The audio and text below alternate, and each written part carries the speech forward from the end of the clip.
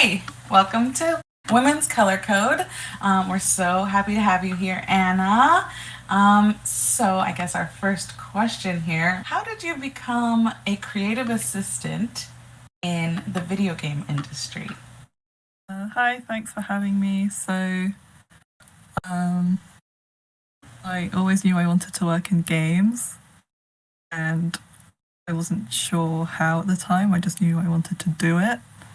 I had a lot of random experience, and I wasn't sure what to do. I And guess yeah, so I was like, well, art is cool, but I think I quite like doing more sort of team work, just helping out type stuff. yes. And what made sense at the time was production. So I was like, okay, I'm gonna do that. By the time I saw this role at Outright, originally it was advertised as junior game designer. All of the stuff was stuff I liked doing and stuff I'd learned. So it was creative. It needed organizational skills. It was remote. It was just a lot of things that I'd picked up along the way that it needed. What's your favorite aspect of the job? My favorite thing is working on pitches and proposals for games and the excitement of knowing that this could actually get made. It's fun getting to work on all aspects of the process, so I get to be involved in the early stages of the game, and also I get to squeeze in changes towards the end. I get to play them and I get to give feedback on them. So even though I've only been there for 6 months, there's like comments that I've been able to sneak in before submission that I know will sort of be a part of the game when it comes out. So What is it that you didn't expect to have learned? Like, wow, I didn't actually know this went into it. Or I really learned this and I didn't expect to. I think because I knew so young that I wanted to work in games, I did so much research on the different types of careers, and I think I treated it as something that there's only one way of getting in, and really there was way more types of roles than I could have learned about. There's way more ways to get in to the industry than I could have researched.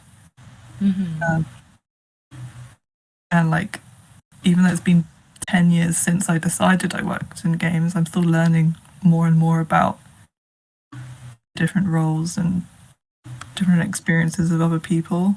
What kind of skills, if someone wanted to be a creative assistant or one day a creative director, what kind of skills do you think that they should work on? I think it can really depend based on the company, like because Outright is a publisher. I know I was hired based on, even though back when I used to do game jams and stuff, that was more like me just trying to pass the time while I was searching for a job. But the skills I learned, working remotely, trying to coordinate teams who don't have never met each other, that all became really invaluable to what I'm doing now. So I think there's a lot of different skills that are valuable. It can either be like textbook knowledge, or it can just be like the way you conduct yourself and just learning to work with people. So anything can be a strength and contribute to a role in the games industry.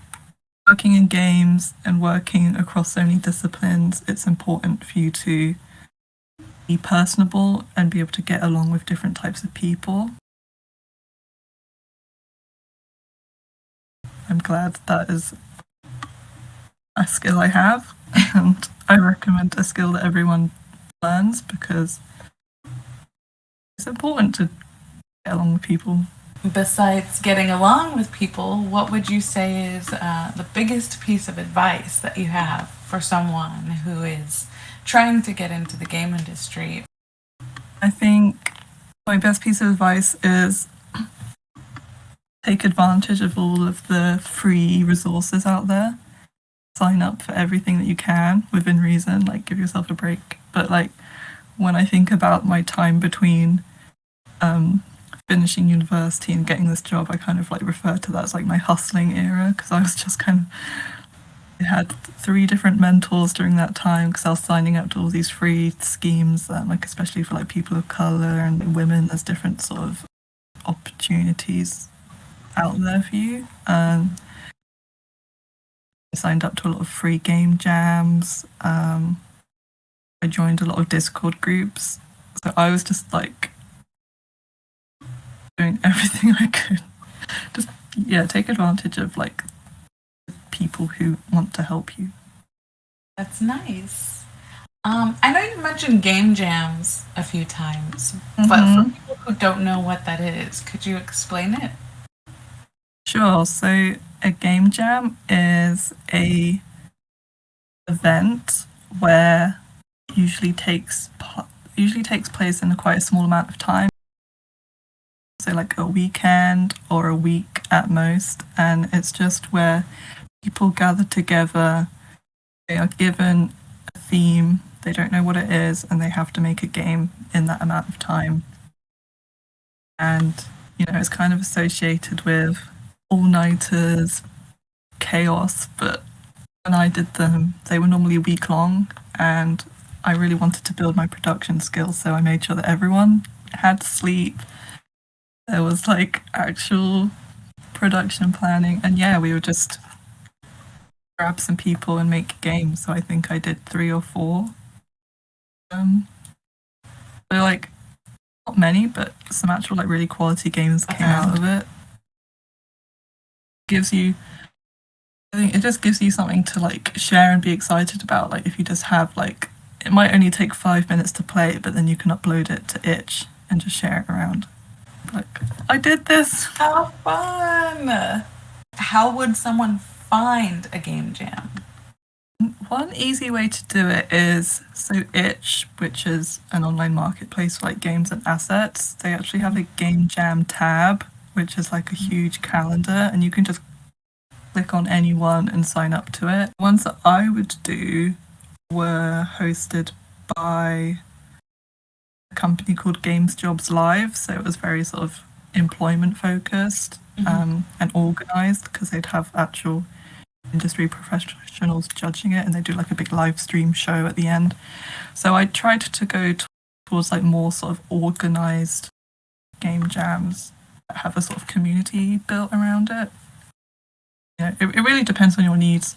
So you can find them on Itch, or you could just do one yourself. It doesn't always have to be a contest against other teams. You could just find some friends and be like, hey, what if we made a game this weekend? It could even be a board game if you wanted to. I think the first game jam I did was actually like paper games. Classic. Any other topics that you may want to discuss, bring up that I haven't? Something that's important to you, or that you find interesting, or that you think would be helpful to other people? I think one thing I wanted to say, like you mentioned that you also started in art and then changed to production. Yeah. I think it's important to say, like, there's nothing wrong with changing your discipline, and there's also nothing wrong with keeping at art and just keeping going until you finally get in. Like, every path is valid, and I think when I was flip-flopping around, I felt really guilty about that, as in I felt like, oh, do people think I'm giving up and that's why I'm doing production? And I think, no, I'm doing it because I'm good at it, and I'm good at a lot of things, and it's fine to change. So I just want to say it's valid to just do whatever you want. Aw, I think that's really important, because I agree. Like I said, I went to art school and I'm not doing that at all. So I think that is really important for people to hear, that it's okay. And I mean, I enjoy doing production. I know I enjoy doing art, but I can still do art on the side. It's not something I have to do full time. Yeah, and then we can like, it's fun like surprising people with like a cool PowerPoint, like, yeah, I'm artistic. I What love about it? your PowerPoints. They're great. Exactly. Yeah, you are a jack of all trades, and it's been a delight working with you. For those of you who don't know, I also work at Outright Games, and that's where I met this lovely Anna, and I just had to bring her on. And, maybe one day we'll have her on a panel out here, or maybe we'll end up out there and have her on panels.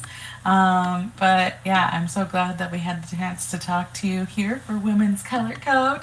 And, we really just want to make sure that, like, you did a lot of research to figure out what you wanted to do and learn that there's so many things that can be done in the video game industry. We just want to make sure that people know what their options are. It's not just you have to be a programmer. It's not just you have to be an artist or an animator or a designer. You can do production. You can be a creative director, creative assistant. There's so many things. It's insane. It's there's nowhere to learn about this stuff. Yeah, it's like I didn't even think about working in publishing, and I'm doing it. And the kids' games. I didn't even think about doing kids' games, and I'm obsessed with it. Yes, exactly. But thank you so much for being here with us today. I can't thank you enough for being our very first guest. Yeah, I'll be back. Awesome.